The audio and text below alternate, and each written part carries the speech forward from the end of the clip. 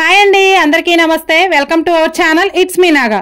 ఈ రోజు శ్రీరామనవమి వేడుకల్లో భాగంగా కోనాయిపాలెంలో జరుగుతున్న కార్యక్రమాల్లో ఈ రోజు వీడియోలో 4వ రోజు కార్యక్రమాలు చూద్దామండి.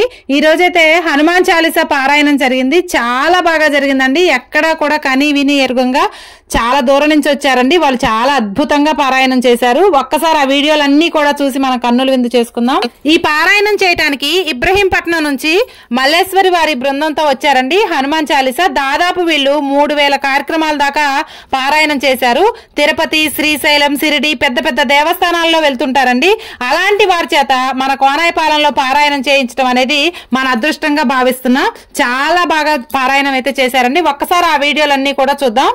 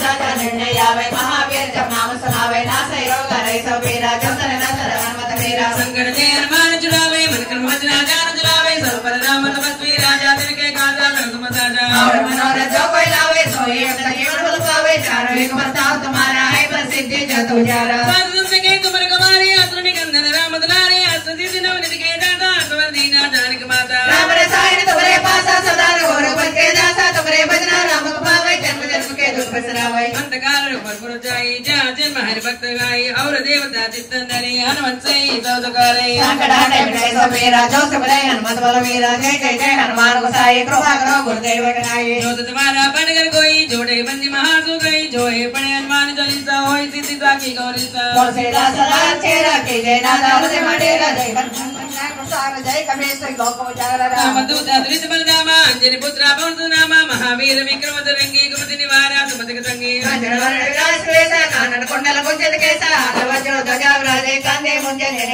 शंकर सुमना केंद्र नंदन तेज प्रताप जगवंदन विद्यावान गुणीर जोग राम का कवे को आतुर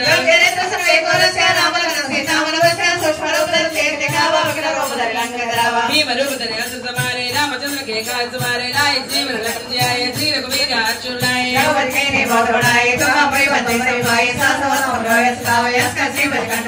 सरकारी ब्रह्मादि मुनीसा नारद सारद वैदई हमको मेल दिख बार जाते कम को विद कह सके कादे चार सुदेव के ना राम मिलाया रजपति ना कमलो मत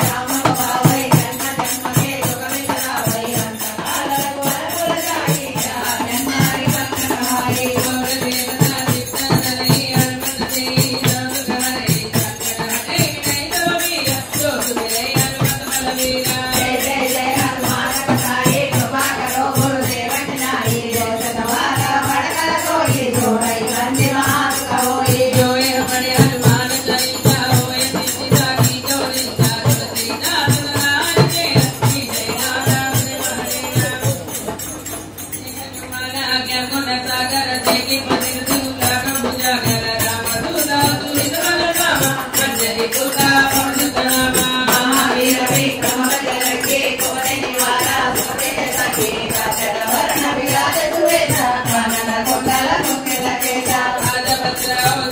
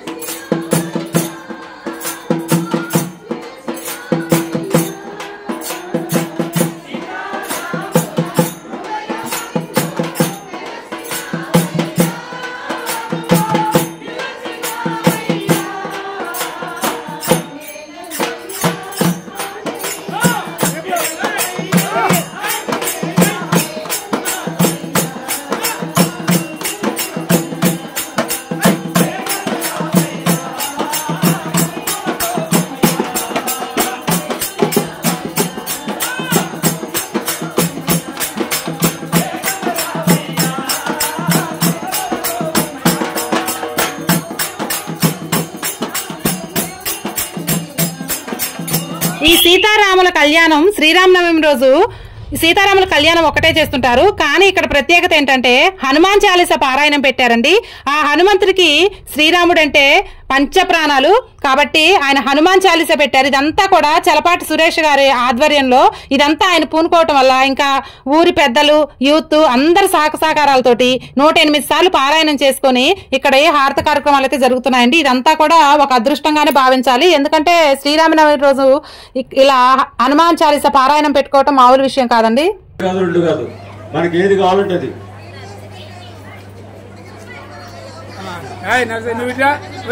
నాకు చాలా తక్కువ తెలుసు మీ గురించి. తక్కువ అనుకోమాకండి. కొత్త పరిచయం. హలో, ఓం నమో వెంకటేశాయ అండి. ఈరోజు మన గ్రామంలో హనుమాన్ చాలీసా చేసినటువంటి బృందం ఇబ్రహీంపట్నం శివమారుతి భజన మండలి వారు ఇప్పటికే మన హనుమాన్ చాలీసాలు వచ్చేటప్పటికే ఒక 3000 దాకా చేసి ఉంటారు. మణిదీప వర్ణన చేస్తున్నారు, అది ఒక 1000 చేశారు ఇప్పటికి. కాబట్టి వాళ్ళని ఆదర్శంగా తీసుకొని కనీసం వాళ్ళని చేసినా కానీ మన గ్రామంలో ఉన్నటువంటి 2 సమాజాలు 30 మంది ఉన్నామమ్మా. మీ యొక్క ఆశీర్వచనంతో, మన గ్రామ పెద్దల ఆశీర్వచనంతో కనీసం ఒక 10 పైసల వంతన మా గ్రామం వాడు కూడా నేర్చుకున్నారని చెప్పేసి నేను ఆ శ్రీరామచంద్రమూర్తిని కోరుకుంటున్నాను. మన గ్రామంలో కూడా ఇంకా కార్యక్రమాలు చేసి మన గ్రామం కూడా మనం కూడా వెళ్ళి బయటికి వెళ్ళి వేరే గ్రామాలకు వెళ్ళి భజన కార్యక్రమం చేసినా కానీ ఫలానా గ్రామం నుంచి వచ్చారు ఇప్పుడు సహకరిస్తున్నారు, అట్లాగే మీరు కూడా సహకరిస్తారని చెప్పేసి ప్రార్థిస్తున్నాను. అయితే అమ్మ ఒక్క నిమిషం నరసింహారావు గారు, వాస్తవంగా ఇప్పుడు మా మనసులో ఉన్న భావాలు మీకు చెప్పాలి అంటే మైకు మేము మాట్లాడే మా మనసులో ఉన్న విషయాలు మీకు చెప్తున్నాం. అలానే మా ఊళ్ళో చాలా భక్తి ఉంది, అది మీకు అర్థమైంది. కానీ మేము డైరెక్ట్గా ఈ చాలీసా చేయలేము, ఈ పాటలు పాడలేము. మీరు పాడుతూ ఉంటే, మీరు చక్కగా గానం చేస్తూ ఉంటే అమృతంలాగా మా భక్తులు మా గ్రామం మొత్తం చూడండి, వాళ్ళు ఇంటి దగ్గర ఉండి వినొచ్చు. ఊరికి 4 దిక్కుల మైకులు పెట్టాం కాదు, ఇక్కడుంటేనే ఇంత బాగుంది, అక్కడికి వస్తే ఇంకెంత బాగుంటుందని అమ్మలందరూ చక్కగా పూర్తిగా వాళ్ళ పనులన్నీ ఇల్లు ఊళ్ళు అన్ని మర్చిపోయి 3 గంటలు అవుతున్నా కానీ భోజనం ఆకలి కూడా లేకుండా మరి మీరు చక్కగా మీరు మాట్లాడుతుంటే మీ భజనలో లీనమై ఆకలిని కూడా మర్చిపోయారు. మళ్ళీ రేపు ఈ అవకాశం ఎప్పటికి వస్తుందో ఏమిటో, అప్పటికి ఎవరెక్కడ ఉంటామో తెలియదు.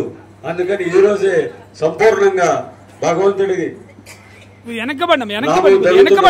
కలిసి ఉండాలని మరి ఉన్నారు. ఇది మా ఊరి యొక్క ఇది. అయితే మా గ్రామం తరపున, మా భక్త బృందం తరపున, మా కమిటీ తరపున మీ గురించి ఎవరో నాకు హనుమాన్ చాలీసా చెప్పేది ఎవరో అని నన్ను చాలా మంది అడిగారు. అడిగినప్పుడు మీరని చెప్పగానే మీ గురించి చాలా మంది మాకేం చెప్పారంటే, మల్లేశ్వరి గారు అంటే స్వార్థం లేని మనిషి, ధర్మంగా ఉంటుంది, సమాజమే ఆమె వసతి కుటుంబం మనిషి, కాబట్టి అట్లాంటి మనిషి మేము చూడలేదండి, నేను కూడా రావచ్చా అని చాలా మంది నన్ను అడుగున్నారు. అయితే వాళ్ళు రాలేదు, కారణం ఏంటో నాకు తెలియదు. కానీ చాలా మంది మీ గురించి చక్కగా చెప్పారు. వాళ్ళు చెప్పిన తర్వాత చూద్దాం అనుకున్నా, మేము చూసిన తర్వాత ఇంకేం మాట్లాడాలో వాళ్ళలాగా నేను కూడా మాట్లాడాలనిపిస్తుంది. కాబట్టి మా గ్రామం తరపున, మా కమిటీ తరపున, మా అందరి తరపున, మా భక్త బృందం తరపున వారి ప్రేమ మీ మీద ఏదో చిరు సత్కారం చేసి చంద్రుడికి సూర్యుడికి ఒక నూలుబోల్లాగా మేమేదో చిన్న సన్మానం చేసి వాళ్ళ అభిమానాన్ని, ప్రేమని, సోదరభావంతో, ప్రేమతత్వంతో మీకు చూపిస్తున్నారు. మీరు ప్రేమతో దాన్ని స్వీకరించాలని మనస్ఫూర్తిగా ప్రార్థిస్తున్నాను. ఈ హనుమాన్ చాలీసా పారాయణం ఇంత వైభవంగా సక్సెస్ చేసినందుకు ఈ టీం వాళ్ళకి వాళ్ళు కమిటీ తరపున వాళ్ళు చిరు సత్కారంగా సన్మానం అయితే చేశారని.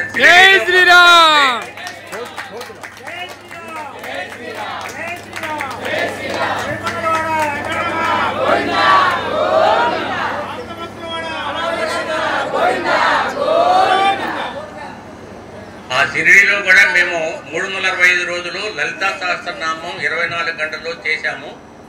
ఆ సందర్భంగా వారు 2 సార్లు 3 సార్లు అమలు వచ్చింది. 2 సార్లు వచ్చే 10 రోజుల చొప్పున ఉండి అక్కడ లలితా సహస్రనామం కార్యక్రమంలో పాల్గొన్నారు. అప్పుడు పరిచయం.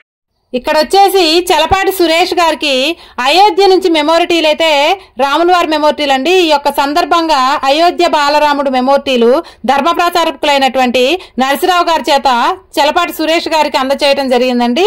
ఈ చలపాటి సురేష్ గారికి ఇలాంటి ఎన్నిచ్చినా తక్కువేనండి, అంత బాగా కార్యక్రమాలు అయితే జరిపిస్తూ ఉంటారు. అలాగే ఇక్కడ బొబ్బలపాడు నుంచి గ్రంథి వెంకట పేరయ్య గారు వాళ్ళ సతీమనండి అమ్మా నాన్న కూడా ఈ మెమోరిటీ అందించారు. చాలా హ్యాపీగా చలపాటి సురేష్ గారు బొబ్బలపాడు నుంచి ప్రత్యేకంగా ఆహ్వానించారండి అమ్మా నాన్నని. ఈ విషయం అయితే చాలా హ్యాపీగా అనిపించింది నాకైతే. ఇంకా అమ్మా నాన్న సంతోషానికి అయితే అవధులు లేదండి, ఎందుకంటే ఇలాంటి కార్యక్రమాలకి పార్టిసిపేట్ చేయటం అనేది వాళ్ళు అదృష్టంగా భావిస్తుంటారు. ఈ 4 రోజులు కూడా చాలా అదృష్టంగా భావించి ప్రతి ఒక్క కార్యక్రమంలో కూడా మిస్ అవ్వకుండా అన్నిటికీ అటెండ్ అయ్యారండి. తర్వాత ఇక్కడ కొత్త బ్రహ్మయ్య గారి దంపతులండి అన్ని భజన బృందాలను కూడా కలుపుకుంటూ ఊర్లో ప్రతి ఒక్క దేవాలయానికి నిత్య నామస్మరణ చేస్తూ 3 బృందాలను కూడా కలుపుకుంటూ అందరికీ ఆదర్శంగా ఉంటూ ఉంటారు. ఇక్కడ జరుగుతున్నటువంటి కార్యక్రమాలన్నిటికీ కూడా చలపాటి సురేష్ గారికి నేనున్నాను అని ధైర్యంగా పెద్దరికంగా వెన్నంటి ఉంటారండి. ఈ సందర్భంగా ఆయనకు కూడా ఇలా మెమోరీ అందజేశారు. అలాగే మల్లేశ్వర్ వారి టీముకు కూడా వీళ్ళందరితో పాటు బాలరాముడి మెమోరిటీని అయితే తిరుపతి దేవస్థానం ధర్మ ప్రచారకులు నరసింహరావు గారు ఇచ్చారండి. అలాగే ఇక్కడ జరుగుతున్నటువంటి 5 రోజుల కార్యక్రమాలకు కూడా మధ్యాహ్నం సాయంత్రం 2 పూటలు కూడా వచ్చే కార్యక్రమాలు జరిగే కార్యక్రమాలు అన్నిటికి కూడా వచ్చే భక్తులందరికీ కూడా ఎటువంటి లోటు లేకుండా మధ్యాహ్నం సాయంత్రం 2 పూటలు కూడా భోజనాలు అందజేస్తున్నారండి. ఇది 2 పూటలు అందించడం అంటే మామూలు విషయం కాదు. ఇక్కడ గ్రామ ప్రజలతో పాటు పెద్దలు పిల్లలు యూత్ అందరూ సహకారాలు అందించబట్టే ఈ కార్యక్రమం ఇంత బాగా సక్సెస్ అవడానికి కారణం అండి. చూస్తున్నారు కదా, భక్తులు ఎవ్వరికి ఎటువంటి లోటు జరగకుండా ఉండాలని చెప్పేసి వచ్చిన వాళ్ళు ఎవ్వరూ ఆకలితో తిరిగి వెళ్లకుండా భోజనాలు అయితే చక్కగా ఏర్పాటు చేశారండి. వంట మాస్టర్లు ప్రతిరోజు నిత్యం కూడా మధ్యాహ్నం సాయంకాలం అమృతంలాగా మరి ప్రసాదాన్ని అందిస్తున్నారు ఈ వంట మాస్టర్లు. ఎందుకంటే ఎక్కడైనా భోజనం చేస్తేనే చక్కగా ఆరోగ్యంగా ఉండేది, వాళ్ళు అమృతంలాగా తయారు చేస్తున్నారు వేడివేడిగా.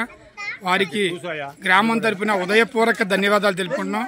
ఎందుకంటే వారికి ఎంత ఇచ్చినా అది వేరు, కానీ వంట అమృతంలాగా చేస్తున్నారు వంట మాస్టర్లు.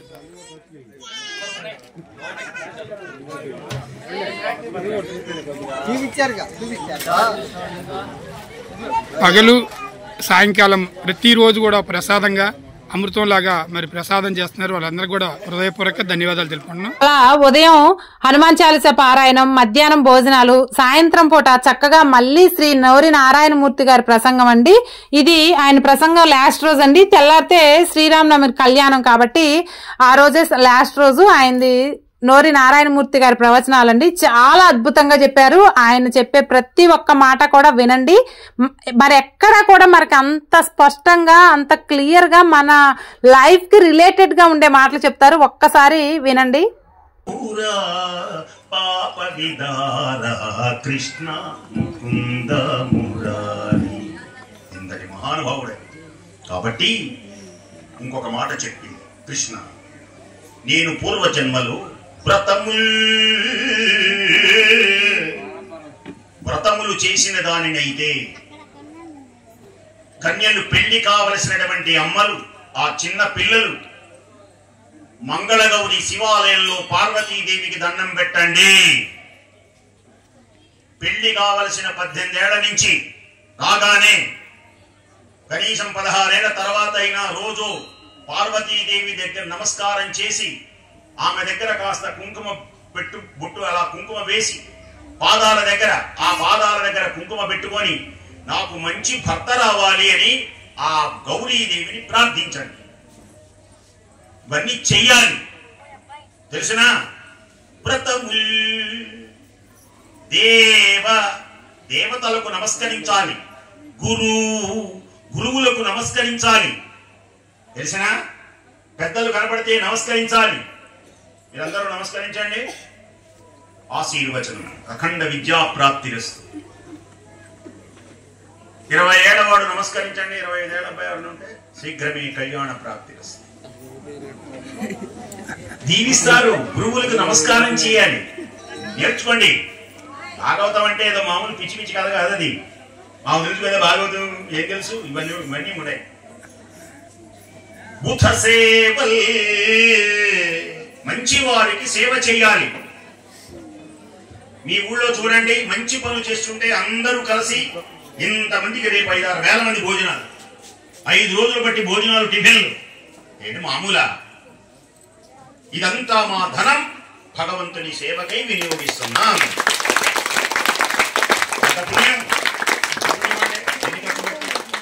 అందరూ ఆనందిస్తున్నారు. ఇదే మన వెంట వచ్చే పుణ్యం. దాన ధర్మాదులన్ గత జన్మంబుల ఈశ్వరుం హరి జగత్ కళ్యాణు కాంక్షించి చేసి నేను గనక పూర్వజన్మలో వ్రతములు చేసిన దాన్ని అయితే, దాన ధర్మములు చేసిన దాన్ని అయితే, గురువులను గౌరవించినటువంటి దానినైతే, దేవతలకు నమస్కరించినటువంటి దానినైతే, వసుదేవనందనుడు నా చిత్తేశుడవుగా శ్రీకృష్ణుడు నా భర్త అవుతాడు. ఈ దుర్మార్గులందరూ ఆహవరంగంలో నశించిపోతారు. స్వామి, నేను అంకిని చెప్పలేదు, అసత్యం పలకటం లేదు. కృష్ణ చతురంగ బలాలతో రా. శిశుపాలుడు అప్పటికి వచ్చేసేస్తున్నాడు. నా మెడలో తాడి కడతాడు. మా అన్నకు నేను ఎదురు చెప్పలేను. నేను ఏమీ మాట్లాడలేని అసహాయ స్థితిలో ఉన్నాను. నా దగ్గరకు రా, నన్ను తీసుకొని వెళ్ళు. పూర్వంలో కన్యాశుల్కములు అని ఉండేది. అంటే అమ్మాయికే డబ్బులు ఇవ్వాలి, ఇప్పుడు అబ్బాయికి డబ్బులు ఇవ్వాలి. దీన్ని వలకట్నం అంటారు. అమ్మాయికే డబ్బులు ఇవ్వాలి. మరి అమ్మాయికి డబ్బులు ఇవ్వాలని ధనం ఇవ్వాలి కదా, ఎంత అని అడుగుతారేమో. చెబుతోంది, ఏమిటి నీ ఇంకువ కన్యాశుల్కం? ఏం బహుమానం ఇస్తావు నాకు? నీ శౌర్యమే నాకు ఇంకువ, నీ ఫలం. అంటే నన్ను తీసుకొని వెళ్ళటమే నీ యొక్క ఇంకువ. కాబట్టి వెళ్ళు. మహానుభావ, నమస్కారం చేయండి. అమృత పద్యం కన్యలందరూ వినండి, తల్లులందరూ వినండి. పద్యం ఇందాక చెప్పాను, అయినా సరే మళ్ళీ ఒకసారి పద్యం మొత్తం చదివేస్తాను. దీనికి పెద్దగా వివరించక్కర్లేదు, ఇందాక వివరించాను. ప్రాణేశ నీ మంజుభాషలు వినలేని కర్ణరంధ్రముల కలిమియేల పురుషరత్నమ నీవు భోగింపగాలేని తనులత వలని సౌందర్యమేల భువనమోహన నిన్ను పొడగానగాలేని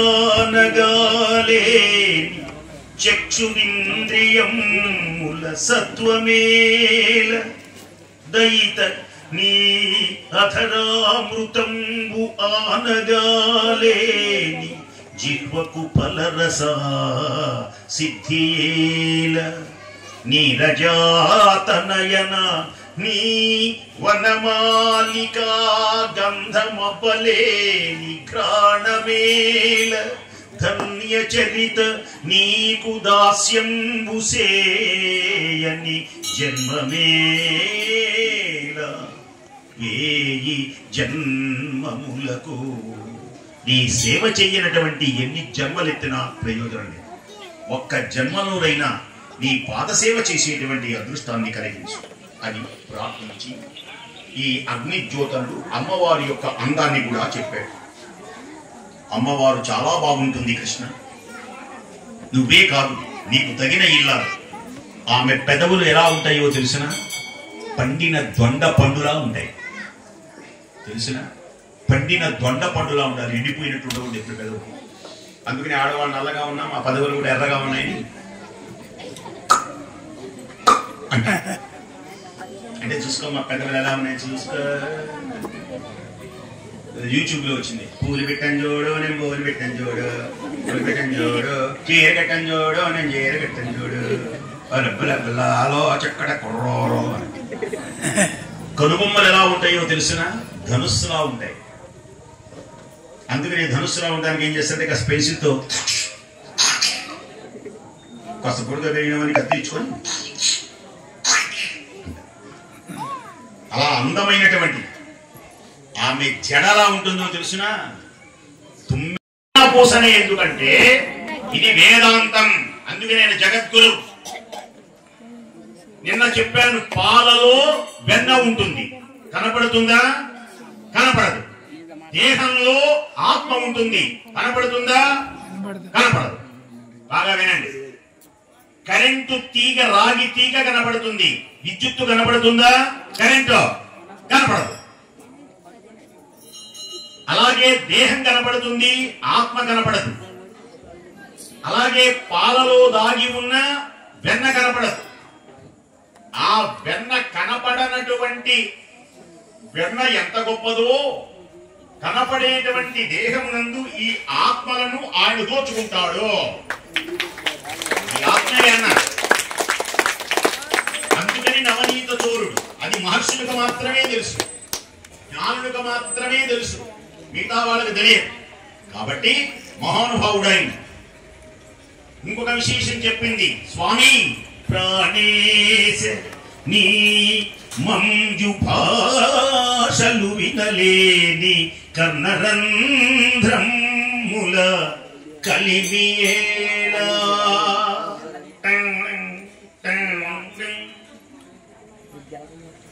నీ మాటలు విననటువంటి చెవులు దండగా అన్నది రుక్మిణి. నా ప్రాణం నీవు కృష్ణ.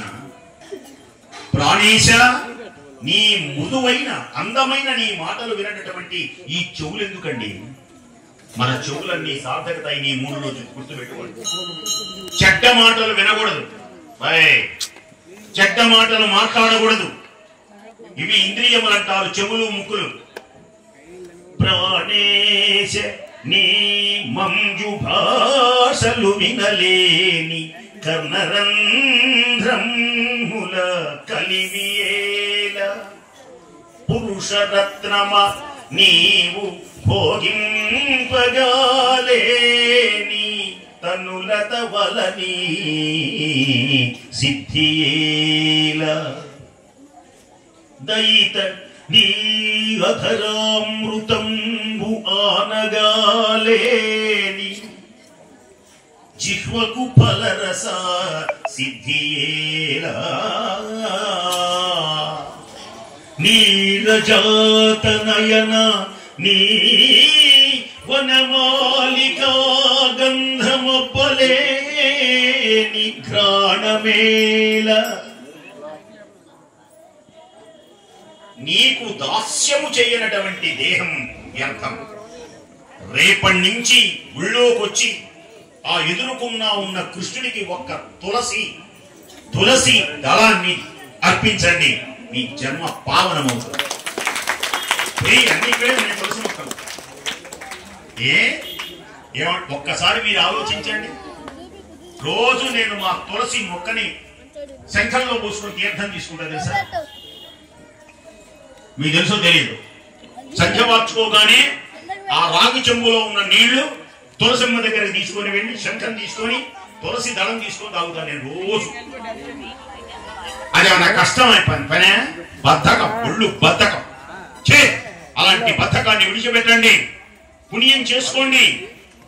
ఎవరికి మీకే ఖర్చు లేదు, మంచి వాళ్ళు అవుతారు. ఇంట్లో తులసమ్మను పూజ చేస్తే ఐశ్వర్యవంతులు అవుతారు. తులసి కృష్ణుడికి మహా ఇష్టం తెలుసునా? తులసి మాల అదే అంటుందామే. నీ వనమాలిక వనమాలి వాసుదేవ అనండి. వనమాలి వాసుదేవ, వాసుదేవ. ఇంకా పెద్దగా వనమాలి వాసుదేవ, వనమాలి వాసుదేవ. ఆహా, ఇది ఇది మంచివాడంటే మాట్లాడుకోవడం కాదు. వనమాలి వాసుదేవ, వనమాలి వాసుదేవ.